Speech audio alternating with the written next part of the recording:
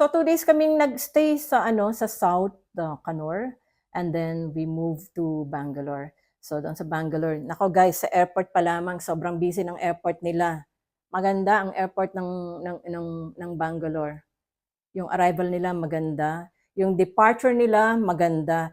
Pero pag-usapan muna natin yung city mismo kasi, from the airport, naku, sobrang traffic, ang daming tao.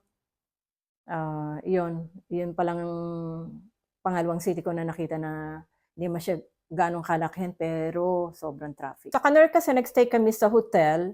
So ngayon naman pagdating namin ng Bangalore, siyempre ibang experience dahil, Airbnb yung tinira namin. Bahay siya na nirentahan ng 3 araw.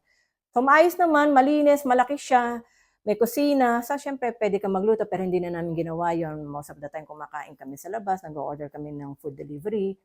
Pero ang napansin ko naman dito sa ano, siyempre cosmopolitan city, available lahat diyan. Andiyan ang malalaking shopping mall, andiyan yung lahat ng klase ng pagkain internationally ay, matitikman mo. So, iyon ang naging advantage 'pag nasa city kayo na gano'n kalaki at, gano'n ka-busy. Hindi naman lahat ng ano, sa city ay maganda. Meron din namang hindi kaaya-aya katulad ng mga streets sa Bangalore. Meron kaming isang napuntahan kasi kumain kami ng breakfast do'n 'no. So, siyempre yung mga nadadaanan mo may mga basura din, tapos marami rin na kumbaga overpopulated, ang daming tao at, 'di rin kalinisan. So, siyempre kahit saan naman 'yan makikita mo 'yan 'no. Kaya nga ang sabi nga nila madumi daw ang India.